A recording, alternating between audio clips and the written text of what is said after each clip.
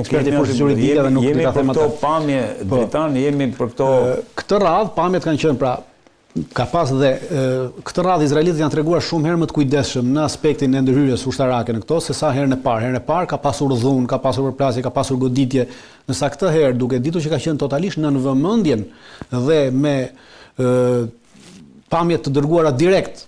Pra kanë qenë online gjitha pamjet, izraelitët ndërhyrja e tyre është bërë në mënyrë të rregullt, pra nuk ka pasur ekses dhune ndaj personave të cilët kanë qenë në këto ja po tash shihni në mënyrë pra vetëm një kontroll normal dhe kaq. Po pavarësisht është i palishëm ndalimi, pra nuk kemi pasur siç ka pasur në anijet e para, në radhën e parë që u nisën ato 3 anijet e para dhe ka pasur edhe goditje dhe gjëra, pra ka pasur dhunë, ka pasur goditje me armë, ka pasur, ndërsa tashmë nuk ka pasur një gjë të tillë. Thjesht kanë vepruar në këtë, pa janë treguar më të kujdesshëm në këtë aspekt, por sërish kemi shkeljet ligjit ndërkombëtar. Jo që rëndon sërish mbi qeverinë e Netanyahu dhe mbi vetë Netanyahu. Edhe mbi komandën e forcave të armatosura të Izraelit. Pra, kjo është e dyta Dritan? Kjo është e dyta, era e dytë. Herën e parë kishim 3 anije, tash herën e dytë ishin 40 diçka anije, 44 anije, nga këto 44 anije, një pjesë e tyre, pra 37 u ndaluan në ujëra ndërkombëtare, një pjesë arritën të hynin në ujëra të Izraelit. Njëra arriti që të shkonte edhe shumë afër. Po, ka vajtur edhe shumë afër, por sërish është ndaluar. Pra kjo tregon që Izraeli nuk ka kapacitete të mëdha për të ndaluar dhe do ta shohim nga një aspekt strategjik, edhe nga një aspekt politik. Pra në aspektin politik shihet në 2 veprime. Veprimi i parë aspekti politik brenda Izraelit dhe veprimi i dytë jashtë Izraelit. Në aspektin e parë politik është që ti tenton të thyesh embargon humanitare që këta kanë vendosur ndaj Gazës dhe popullatës civile në Gaza.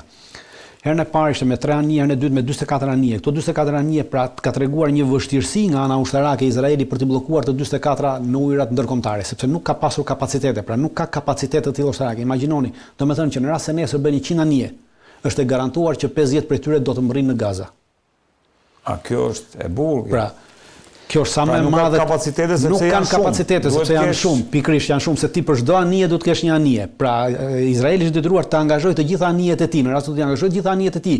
Kjo në aspektin strategjik i ndihmon luftës në Gaza, sepse është detyruar të heqë këto anijet nga vendqëndrimi i tyre luftarak, pozicioni luftarak që kanë dhe ti drejtojë për të ndaluar këto tjera. Pra, të lënë detyrën e tyre ushtarake dhe të merren me detyra policore, sepse kjo është detyrë policore. Pra në aspektin pra. Po. Ndalimi i diçka është detyrë policore, nuk është detyrë e mirëfillt ushtarake. Dhe ti e heq anijen nga detyrat ushtarake, komplet, totalisht. E qartë. Dritan, po kjo tani që... Kurse në aspektin politik, të jashtëm ka, me ndalimin e kësaj, prej sot mëngjes kanë filluar demonstrata masive dhe të mëdha në të gjitha kryeqytetet e Evropës. Duhet i kemë regjia, pamje... Po, gjë që tregon një... që pjesa e popullatës edhe në Bashkimin Evropian, por ka pasur edhe jashtë Bashkimit Evropian. Në Itali me çpashun... Ka pasur në Itali, në Paris, në Berlin, në Bruxelles, edhe në Kanada ka pasur dhe ajo çfarë ka sjellë një ndryshim të madh, pra një ndryshim politik të madh, ka pasur se mbrëmë edhe sot kanë filluar protesta edhe në vendet arabe, protesta të cilat nuk ekzistonin që pothuajse 2 vjet që nga fillimi i këtyre luftimeve. Domethënë e reja është që kanë filluar protesta edhe në vendet arabe. Në Marok, në Algjeri, në Egjipt, në Jordani, edhe në Katar ka pasur protesta. Në disa vende kanë qenë masive, në disa vende nuk kanë qenë masive, por ka pasur protesta të mëdha të popullatës. Pra domethënë popullata po ngrihet dhe po lë dhe. Në Marok pam ato generation. Po, dhe deri më sot kemi folur për një aspektin e pranverës arabe në vitin 2012. Ajo si ishte pranvera arabe. Pra ajo ishte një të sponsorizuar nga CIA, nga shërbimet sekrete angleze dhe evropiane për të rrëzuar pushtetet që ata nuk i kishin që. Pranvera arabe fillon me këtë. Pra kjo është pranvera arabe.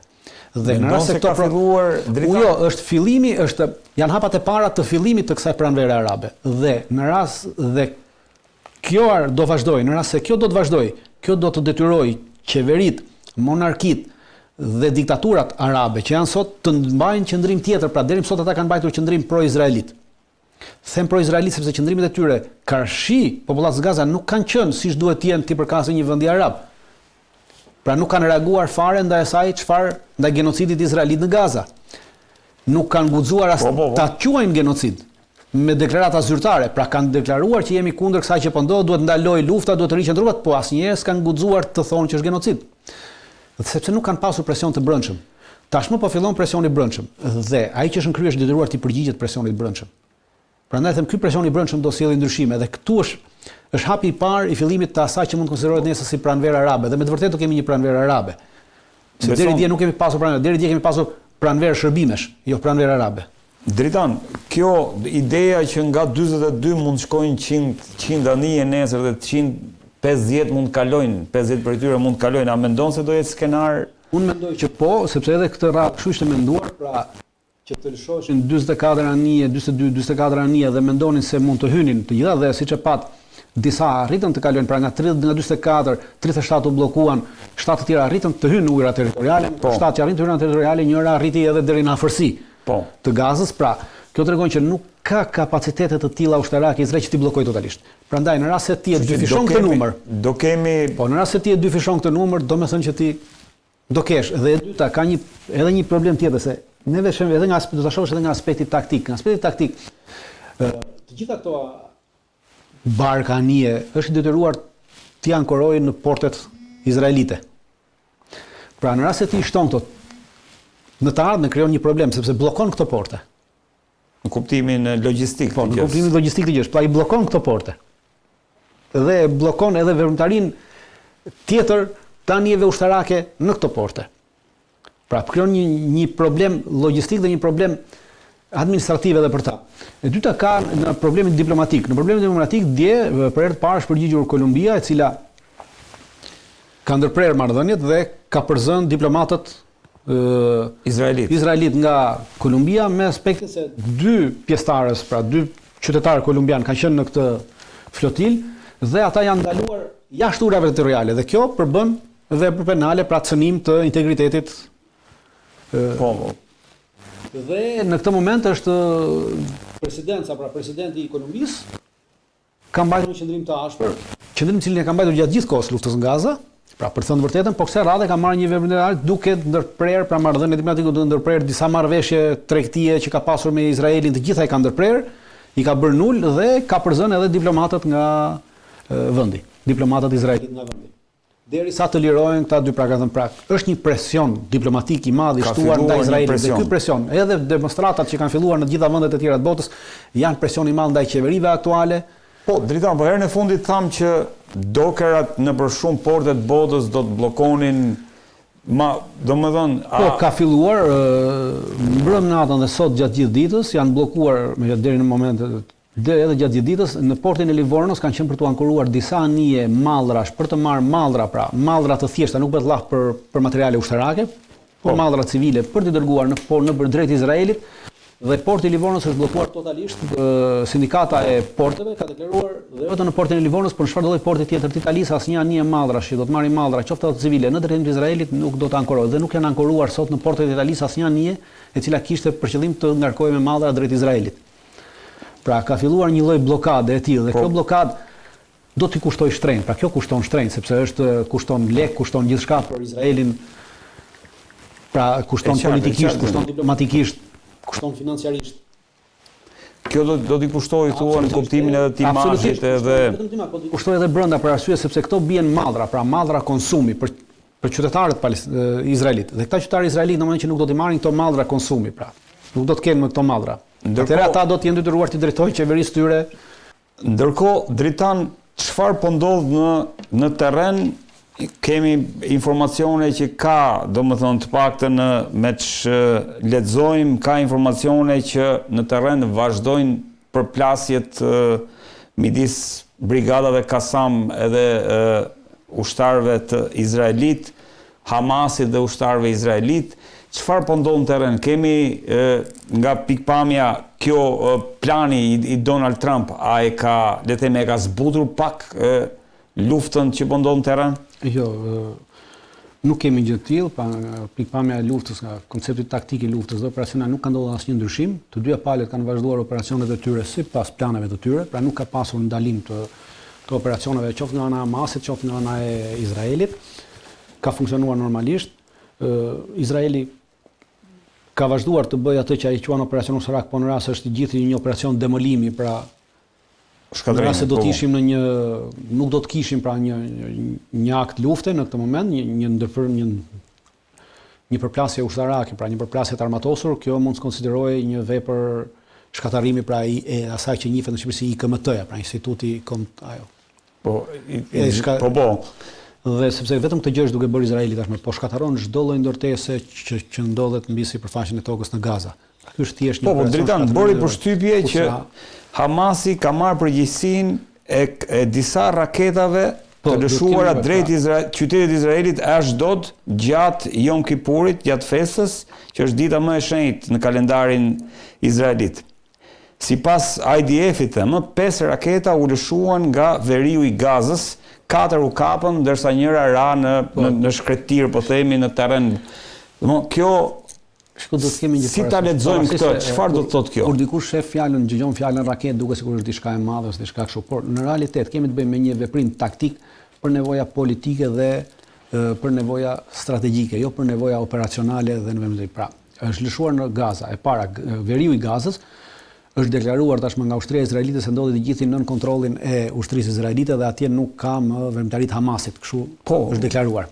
Dhe lëshimi këtyre raketave i tregon drejt territoreve të pushtuara izraelite në Ashdod dhe Ashkelon, në këto që thatë juve, pra territore palestineze që janë territore palestineze të pushtuara nga Izraeli, i tregon opinionit publik në Izrael se ushtria izraelite nuk ka kapacitete ta kontrollojë Gazën. Pra ju ka gënjur kur këta thonë që kemi nën kontroll, se ja raketat u lëshuan nga veriu.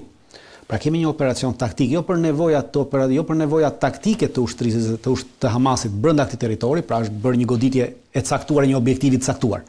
Thjesht qëllimi ka qenë arritja të lëshojnë këto raketa në mënyrë që të krijosh idenë politike që nuk ka një gjë të tillë. Lëshimi i raketave pavarësisht Dritan, unë që e shikoj, domethënë si jo i përfshirë dhe jo njohës i mirë le themi taktikave ushtarake, më bën përshtypje sepse them nga dolën këto raketa ndërkohë që është territor. Pikërisht kjo është, kur ti e konsideruar territorin dhe ke deklaruar që këtë territor e kam në kontroll dhe automatisht nga ky kontroll lëshohen raketa, pra qëllimi është politik në radh parë, pra të ngresh idenë politike që nuk pas ka asgjë në kontroll, pra na ka gënjur ushtria, na ka gënjur qeveria, pa të krijojë këtë idenë, dhe dyta është strategjik. Në aspektin strategjik, pra ti ta detyrosh në momentin që ky thotë unë kam në kontroll një territor të caktuar. Dhe ti nga ky territor i lëshon raketa, mortaja, çfarë do lloj gjë tjetër që ti mund të lëshosh, e detyron ushtrinë që të ndërprarit të marrë veprime ushtarake, pra të heqi trupa të tjera të cilat i ka aktualisht në operacione në jugun e Gazës dhe t'i sjelli për të riforcuar perimetrin e sigurisë dhe sigurinë brenda këtij territori në cilin ka ndodhur ky veprim. Pra në këtë aspekt hym te ajo që quhet arti i luftës guerrile. Pra këtë ka të bëjë, pra arti i luftës. Pra Hamasi bën një veprim taktik në një veprim për të detyruar e para për përfitime politike dhe dyta për përfitime jo operacionale, por strategjike. Pra ti e detyron këtë tjetrin të lëvizë trupa. Në momentin që ky do lëvizë trupa nga ky territor në këtë territor, pra nga jugu drejt veriut. E para këto trupa duhet lëvizin, pra gjithë ky territor që duhet shkojë, pra trupat duhet të ndjekin një rrugë të caktuar. Po. Pra se nuk mund të shkojnë në çfarëdo lloj rruge, për shkak edhe të shkatërrimeve që kanë ndodhur. Dhe mund të ndodhë që në këto rrugë Hamasi në një ose në dy prej tyre ose në tre prej tyre të ketë vendosur prita bomba të tjera, pra të godasur. Dyta, lëvizja e këtyre trupave nuk është se ti mundi ti vërtet i ke, po për të çuar për të ngritur një perimetër të tillë sigurie në këtë vend cilin është goditur, pra ty nuk të duhen 10 trupa, ty mund të duhet një kompani ose të duhet një batalion, pra një batalion me 250 deri 300 forca që i kanë ata atje. Të lëvizësh 300 forca nga këtej, do të thënë që ti të lëvizësh në pika të ndryshme, ku këta ndodhen dhe ka lëvizje të shumë pikave. Dhe kjo do thotë që edhe të identifikosh vendodhjen e forcave të tua, pra e ndihmon Hamasin të identifikojë vendodhjen e forcave izraelite të shtrirë në territorin e jugut të Gazës, nuk është se ata nuk e kanë në kontroll, nuk e din ku janë, por ama mund të ketë edhe pika cilat ti mund të kenë shpëtuar, mund të kesh ikur dhe në momentin që ti detyron, sepse pikat janë vendosur, pikat ushtarake vendosen në mbrojtje të njëra tjetrës. Pra në rast se do vendosësh 1, 2, 3 pika në këtë aspektin, pra ti krijon një në një vijë lineare, pra ke vendosur 4-5 pika. Atëherë ti e detyruar që ato 4-5 pika ti japësh mbrojtje mbrapa. Pra për secilën 4-5 pika ti kuptimi strategjik. Majtas, djathtas dhe mbrapa ke vendosur 3 pika dhe ato galisht për të parë dhe në momentin që ti do lëvizësh një nga këto pika, atëherë ti do të detyruar ta zëvendësosh këtë pikë, dhe duke zëvendësuar këtë pikë, pra një nga këto 3 pika që ishte mbrapa do kalojnë në pikën e parë dhe do vinë forca të tjera për të zëvendësuar një nga pikat që ishte mbrapa në mbrojtje. Pra ti ke lëvizje të madhe të forcave dhe kjo lëvizje e madhe e forcave i jep mundësinë luftës guerrile, pra Hamasi po të zhvilluar një luftë guerrile urbane në qytet të veprojë më me lehtësi dhe të godasi më me lehtësi, sepse ti je gjatë gjithë kohës në kontroll dhe gjatë gjithë kësaj kohe që në kontroll ti je angazhuar edhe me mjetet e tua të kontrollit ajror të kontrollosh dhe të japësh mbështetje në rrugën që këto trupa do të lëvizin. Pra, duke hequr mbështetje, duke hequr kontrollin nga një territor i madh dhe ti e detyron këtë kontroll të përqendrohet në objektiva të caktuar dhe në rrugë të caktuara. Jo, kjo është e qartë. Kjo është ideja e krijimit e goditës së kësaj. Pra nuk është se për këtë arsye janë lëshuar këto raketa, mund të lëshojnë edhe nesër të tjera. Pra ky është qëllimi i këtyre raketave. Nuk kanë pasur një objektiv, ky është mesazhi që mesazh politik dhe interes strategjik. Interes strategjik. Ndërkohë, Dritan, çfarë po ndodh me propozimin e Donald Trump? Sipas The Times of Israel, ka disa Hamasi do t'i përgjigjet pozitivisht propozimit presidentit Trump për të mbaruar luftën e Gaza, ndërkohë do të shtojë disa amendamente. Kështu i ka thënë një burim shumë i afërt me negociatorët to The Times of Israel të njëjtën, duke shtuar që përgjigja mund vi brenda disa orëve. E para do të parë nga ka dalë ky Times of Israel. Pikërisht, pra kemi një gazetë izraelite. Aktualisht prej fillimit të luftës në Gaza, të gjitha gazetat izraelite dhe gjithçka që ato botojnë janë në kontrollin e ushtrisë izraelite, pra me vendim të qeverisë së Izraelit, janë totalisht në kontrollin e ushtrisë izraelite për atë çfarë ato duhet të deklarojnë, për atë çfarë ato për shkak të luftës që janë, sepse shpallur gjendja e jashtëzakonshme në këtë aspekt për media dhe janë totalisht nën kontroll. Dhe ato çfarë ndodhin, unë e shoh si një operacion psikologjik nga ana e Izraelit në këtë aspekt për të bërë një përçarje midis grupeve që luftojnë, sepse grupet e tjera, pra Xhihadi Islamik edhe janë edhe 2-3 grupe të tjera të organizuara me arma tim që luftojnë në kuadër të Hamasit, në këtë aspekt, pra në kuadër të një komande të përfshirë strategjike, por Hamas e cila ka territorin e vet dhe në veprime taktike veprojnë vet, pra pashu. Kurse në total në përgjithësi janë në kuadër të Hamasit. Ato janë deklaruar qartësisht që ditën e parë që kjo bëhet që neve nuk do ta pranojmë këtë. Dhe njëri nga udhëheqësit e Hamasit në Katar deklaroi mbrëm në darkë që jemi në bisedime me grupet e tjera të armatosura dhe me të gjitha fraksionet e tjera të armatosura edhe brenda Hamasit që luftojnë në Gaza dhe për 2 ditë do dalim me një deklaratë zyrtare nëse e pranojmë apo jo dhe çfarë pranojmë ose çfarë nuk pranojmë. Kjo është deklarata e tij e mbrëmshme. Dhe duke qenë se Times of Israel ka bërë deklarim, pra mund të kenë marrë këtë pjesë e thotë çfarë pranojmë ose çfarë nuk pranojmë. Dhe mbi këtë ata kanë supozuar dhe kanë ngritur një lajm të tillë për të ngritur në të shuar drejt një përplasje midis këtyre grupeve. Qëllimi... Pra për të krijuar idenë se, shikon, ne kemi thënë jo, ju tash po thoni ne e pranojmë po disa gjëra. Për të krijuar një përplasje, mendoj unë është e tillë. Gjithsesi nuk e përjashtoj mundësinë që Hamasi në një farë mënyre për të fituar kohë dhe për të fituar pikë politike ta pranojë në parim, por specifikisht të thotë duhet ndryshuar këto, ato që kanë të bëjnë specifikisht me qëndrimin dhe me tërheqjen e forcave izraelite nga Gaza, pra ajo është diçka totalisht që, dhe ajo që ka të bëjë me çarmatosjen e Hamasit. Pra unë mendoj që në këto 2 pika Hamasi do rezistojë, do vendosë dhe kjo është janë edhe 2 pikat kryesore sepse gjithçka për këtë bëhet, pra që të çarmatoset dhe të zhduket Hamasi. Dhe ushtria izraelite të mbesi në Gaza. Pas mbarimit, pas shpalljes së kësaj të këtij plani në Shtëpinë e Bardhë menjëherë Netanyahu ka dhënë një intervistë për mediat sapo ka dalë nga Shtëpia e Bardhë, pra në borën e Shtëpisë së Bardhë dhe thotë që ushtria izraelite nuk do të rriqet nga Gaza në asnjë lloj mënyre. Pra e deklaroi këtë punë. Dhe edhe kjo është një lloj presioni psikologjik që Netanyahu po përdor në mënyrë që Hamasi të mos e pranojë marrëveshjen në asnjë mënyrë, se ne nuk do të rriqemi. Pra të shkojmë drejt një përplasje. Sepse edhe në rast se pranohet kjo marrëveshje, atëherë Netanyahu është i humbur politikisht brenda. Pra Netanyahu të intereson të vazhdojë lufta në Gaza, të mos ndalojë në asnjë moment. E qartë. Pra, secili po shef atë, kurse Hamasit nuk i intereson të çarmatoset. Dhe unë besoj që këtu do të kemi një përplasje dhe Hamasi do të fitojë kohë, pra kërkon të fitojë kohë me ditë, kuena politik në këtë aspekt dhe parimisht mund të ketë një të thonë që po, parimisht, por disa pika të specifike ata mund t'i kundërshtojnë. Po sido që të jetë, edhe në rast se ndodh, do të kemi gjë parasysh që kjo nuk do thotë që do ndalet rezistenca armatosur në Gaza. Dakor. Sot është në emër të Hamasit, edhe do të jap një shembull shumë interesant. Në vitin ka një deklaratë interesante të një udhëheqësi libian i cili luftoi kundër kolonizatorëve italianë nga 1911 deri në 1931 për 20 vjet. Omar al-Mukhtar tha që ne do të luftojmë dhe gjenerata që vjen pas nesh, dhe brezi që vjen pas nesh do luftoj edhe po nuk qem neve. Pra njëta gjë ka ndodhur edhe në Gaza. Bile sa tha i bëri 20 vjet luftë. kur vinin këta të rinj dhe i bashkoheshin, siç bashkoheshin të rinjt me këtë, se gjithkush mund të thotë që Izraeli ka fuqi, ka Amerikën mbrapa, ka botën mbrapa. Okej, dakord. Edhe ata i thanë që o sheik i thanë. Po Italia ka tanke, Italia ka avion, edhe po na sulmon me avion. Kurse këta luftonin me pushk, në shkretir. Edhe Omar al-Mukhtari thotë, po, ka avion, po këta avionë thotë fluturojnë poshtë arshit të Zotit apo mbi arshin e Zotit. I thotë fluturojnë poshtë arshit të Zotit, e po ne jemi me atë që është mbi arsh. E qartë. Dritan, ndërkohë nga Pakistani, ministri i jashtëm i Pakistanit ka deklaruar për sa i përket planit të Trumpit në Gaza që kjo nuk është drafti që ne kemi përgatitur. Po, është folur pas kësaj që është paraqitur, kanë qenë dy media të lindjes mesme, cilat kanë deklaruar që ky nuk është drafti fillestar i cili është rënë dakord. Pra drafti është ndryshuar në paraqitje. Nuk ka deri më tashti një publikim të draftit fillestar, pra edhe Ministria e Jashtme e Pakistanit nuk e ka publikuar draftin fillestar që të mund të analizojmë në të se të themi se cilat pika kanë ndryshuar, por ka pasur reagime të tilla edhe të delegacioneve të tjera që kanë marrë pjesë të vendeve arabe që kanë thënë që nuk është ky drafti fillestar, por nuk kanë guxuar ta thonë publikisht si ministri i jashtëm i Pakistanit.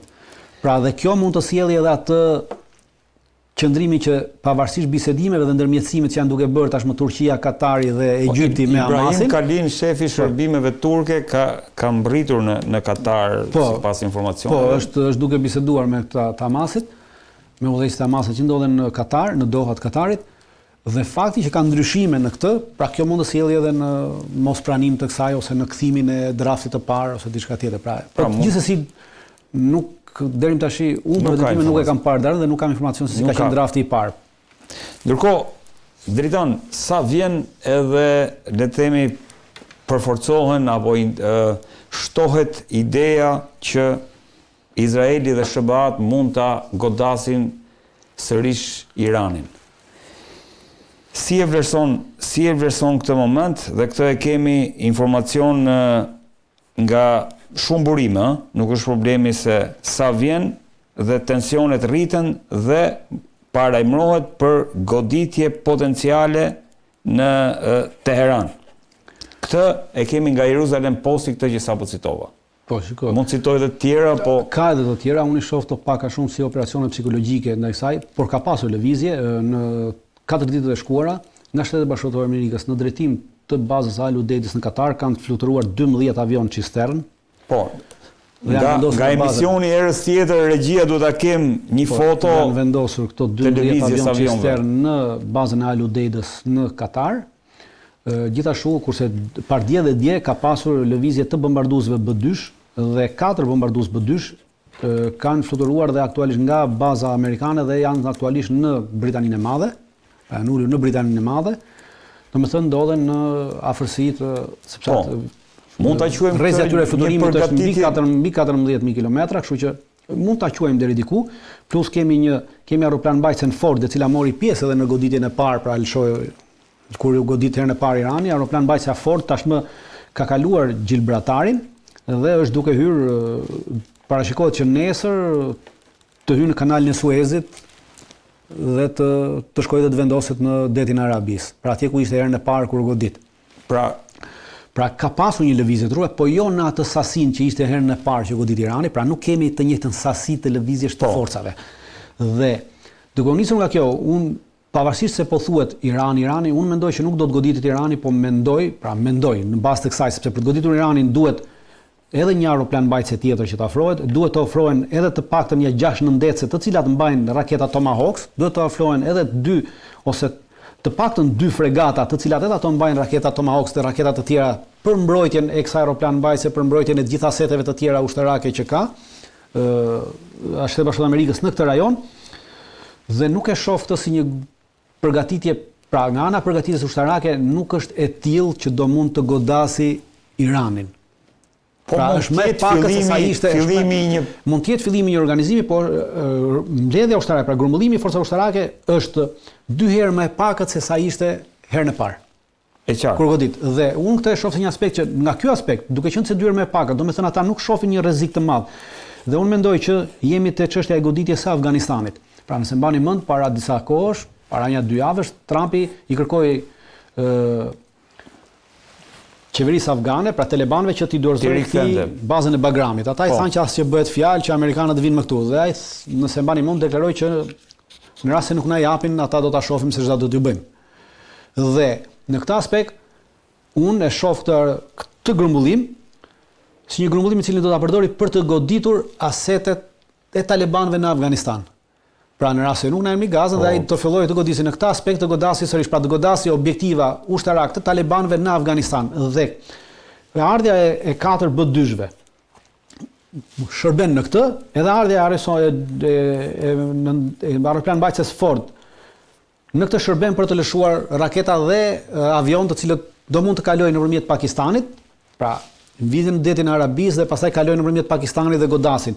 Dhe takimi që Trumpi bëri para 2 ditësh me kryeministrin pakistanez, pra e ftoi në Shtëpinë e Bardhë, mendoj që është në këtë aspekt, pra nuk ka aspekt tjetër. Dhe ai dha mbështetjen e plotë, pra ministri pakistanez tha që ne japim mbështetjen e plotë Shtetit Bashkuar të Amerikës për çfarë do lloj veprimtarie që ata duan të bëjnë në rajon. Pra kjo ishte ajo dhe lidhet. Dhe kjo mbështet, pra duke bërë bashkë këto deklarata, këto veprime, unë mendoj që e vetmja gjë pra është që të godasin, pra ata nuk mund të godasin se kur Iranin e kanë këtu, nuk kam se ta kapin veshin nga mbrapa, se vërtet Pakistani ka kufi me Iranin, po që të godasësh Iranin nga Pakistani duhet të shkosh në Pakistan dhe të vish kështu mbrapa. Ndërkohë që ti e ke Iranin këtu, pra nuk ke nevojë ta bësh këtë. E vetmja mundësi shoh është goditja e Afganistanit për të treguar që shiko, neve godasim, do të godasim disa objektiva me arsye të paarsyeshme, tashmë arsyeja është bërë e paarsyeshme, nuk ke nevojë të godasësh në këtë rendin e ri që këta po mundohet të instalojnë, pra është rendi i ri i xhunglës ku çdo kush godet çdo kënd sipas dëshirës dhe sipas fuqisë. Pra po shkojmë drejt instalimit të një fashizmi të ri në rend botror dhe mendoj që goditja do të jetë ndaj Pakistanit, ndaj Afganistanit. Pra mund të jem totalisht i gabuar. Po, jo, nga që duke bërë analizën e grumbullimit të forcave, duke bërë analizën e veprimeve diplomatike që kanë ndodhur në këtë javën e fundit, mendoj që është kjo dhe jo goditja ndaj Iranit. Nuk është se goditja ndaj Iranit nuk do të bëhet. Po, jam i bindur dhe kam thënë që do të bëhet. Pra Izraeli do të godasë, por akoma aktualisht Izraeli para disa ditësh, sipas një gazete izraelite, deklaron që Izraeli ka arritur të ngrejë vetëm 75% të kapaciteteve të aerondomit. Pra, të ringrej. Dhe derisa këto kapacitete është normal në çfarëdo lloj mbrojtje kundërorë, derisa këto kapacitete janë 85% e lartë, ti nuk mundesh të nisësh asnjë lloj sulmi sepse nuk ke kapacitete të mbrojtjes. Kështu që derisa këto kapacitete bëhen 85%, do edhe pak kohë, mund do edhe 1 muaj, 2 muaj, 3 muaj. Kjo është. Por që të godasi sot e nesër, pra brenda këtij muaji nuk besoj që do të goditet brenda këtij muaji sepse nuk ka këto kapacitete të mbrojtjes. Ata duan të vazhdojnë të godasin, të mos harrojmë që vazhdon Rusia të rrisi kapacitetet e mbrojtjes kundërorë dhe të mbrojtjes ajrore të Iranit. Duke i dhënë së fundmi ka dhënë atë avion MiG-29 të tipit të ri në përdorim. Pra në përdorim, duke qenë se nuk i ka plotësuar dot nevojat me Su-35 cilat i ka bler. Ja ka dhënë Rusia Iranit në përdorim. Janë avion MiG-29, janë të gjeneratës 4.5, pra nuk janë të gjeneratës 5 o diçka tjetër, po ja ka dhënë në përdorim. E qartë. Në zëvendësim të Su-35-ve që duhet i jepte, por që është mbrapa në prodhimin e tyre për t'ia dhënë. Ndërkohë, Dritan, çfarë po ndodh me përpjekjen e Shteteve Bashkuara të Amerikës për të, le të themi, për ta kthyer jugun e Libanit në një zonë ekonomike të veçantë dhe si thua për ta çarmatosur Hizbullahun, se në fund ditës ky është objektivi kryesor.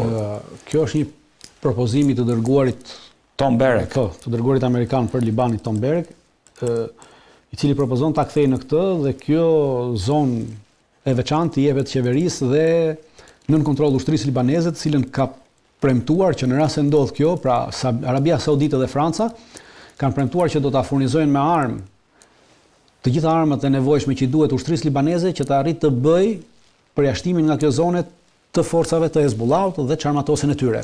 Pra e gjitha çfarë po ndodh aktualisht, pavarësisht këtyre teorive ekonomike dhe politike, qëllimi i tyre është zhbërja e Hezbollahut, njësoj siç është zhbërja e Hamasit, pra ky aks i rezistencës që ka ekzistuar që ishte Hezbollah, Hamas, Houthi, Irani, ky aksi i rezistencës duhet të zhbëhet. Pra mos i kësoj aksi i rezistencës, në kuadër të kësaj është dhe qëllimi është që pastaj ndahet në vende të caktuara. Pra aktualisht në Liban qëllimi është që të shkojmë drejt një lufte civile midis Hezbollahut dhe qeverisë aktuale të Libanit dhe ushtrisë libaneze dhe qeverisë libaneze. Pra ta rifusin në luftë civile. Në moment që e fusin në luftë civile, vazhdojmë në atë idenë e kolonizatorëve që përçaj dhe sundo. Pra në moment që e futin në luftë civile, atëherë forcat izraelite do të futen për të kontrolluar komplet të jugun e Libanit dhe ta rimarrin sërish në kontroll, pra jepet mundësia për të rihyrë me trupa.